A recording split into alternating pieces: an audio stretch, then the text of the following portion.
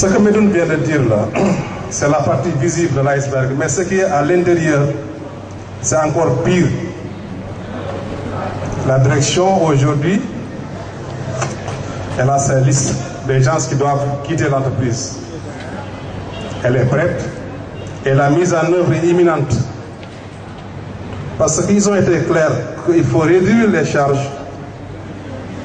Et les charges pour eux, c'est le personnel, il faut le réduire. Ensuite,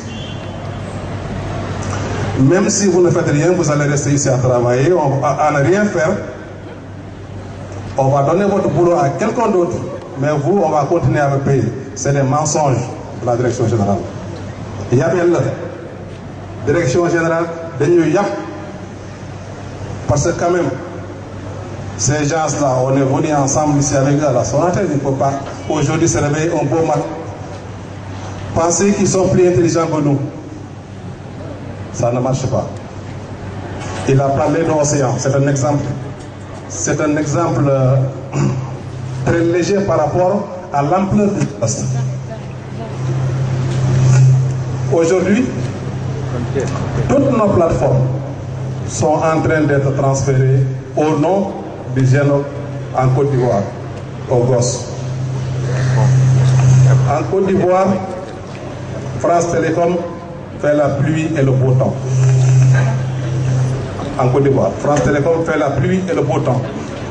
Tout ce qu'on transfère, toute activité qu'on transfère en Côte d'Ivoire, ça veut dire qu'on l'a transféré à France Télécom AFT. Il nous parle de GENOC, il nous parle d'outsourcing, il nous parle de Tavelco. Toutes ces expressions ont un dénominateur commun. C'est ce que le gouvernement français a dit ce matin, qu'il lui faut aujourd'hui avoir 200 000 emplois qui vont venir de l'Afrique. Il leur faut 200 000 emplois qui vont venir de l'Afrique. Notre direction est en train d'anticiper ces tâches. Aujourd'hui, on nous dit que les gosses, les techniciens, on va les maintenir. Savez-vous qu'un projet est en cours de réalisation actuellement, le RAN Reneway. On va enlever tout le réseau de son appel. On va le jeter à la poubelle. On va mettre en lieu et place des équipements de Huawei et des équipements de Alcatel. On a acheté des équipements actuellement qui sont dans des caisses qu'on va installer peut-être dans 2 semaines, dans 3 semaines, dans 1 mois. Ces équipements, on va les démonter. 1 semaine après, on va les jeter à la casse. On va racheter les mêmes types d'équipements, on va les réinstaller. Là-bas, c'est Alcatel.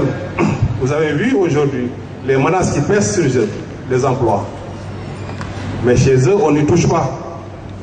Il y avait 900 emplois qui devaient être supprimés en France. Le gouvernement leur a dit niet. Ils ont dit donc allez en Afrique, allez les chercher là-bas. Donc on va casser des équipements, on va racheter ces équipements, on va les réinstaller. Toutes ces sociétés françaises qui étaient quasiment en faillite sont en train de régénérer aujourd'hui sur le dos des entreprises comme la Sonatel. Pourquoi? Parce que pendant plusieurs années, France Télécom a voulu mettre la main, fourrer son regard dans nos infrastructures, dans nos équipements de cadres patriotes ici, au prix de la perte de leur responsabilité. Ils sont tous partis, il y en a beaucoup qui sont partis, on dit niet. Ils ont dit niet. On ne l'accepte pas parce que vous n'avez pas le droit de le faire. Et effectivement, les textes ne le permettent pas de le faire. Aujourd'hui, notre nouvelle direction, qui continue sur les pas de l'ancienne direction, essaie par tous les moyens d'anticiper les desiderata de France Télécom. Si aujourd'hui France Télécom lui dit que je veux cette chaise dans ce bureau, il lui dit non, prenez le bureau.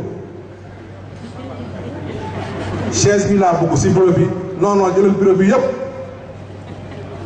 c'est comme ça que Sonatel aujourd'hui, on est en train de perdre l'âme de notre réseau. On est en train de transférer jour et nuit Le GENOC aujourd'hui, quand on voit ce qu'ils veulent faire, ils ont dit qu'ils vont créer une société dans laquelle on va mettre 200 emplois qui va gérer tout le réseau. On va le faire au Sénégal, on va se battre. Les Ivoiriens ont dit, mais vous là, qu'est-ce que vous faites là? Vous pensez qu'on va vous laisser gérer ça? Non, on n'a pas confiance en vous. On va en créer un en parallèle à Abidjan, un en parallèle à Dakar. Mais nous avons les informations précises, parce que les informations que la direction vous donne, nous on les a depuis plusieurs mois à travers nos camarades.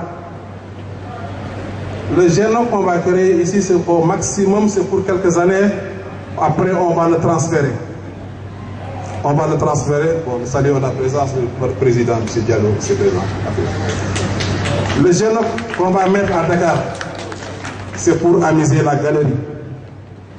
C'est pour amuser la galerie. On va la délocaliser. C'est ce qu'ils nous ont dit clairement au niveau de France Télécom. On va la ramener en Europe.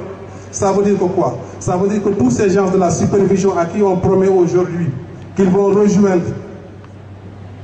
le GENOC qui va créer, ils n'iront nulle part, ils n'auront rien du tout.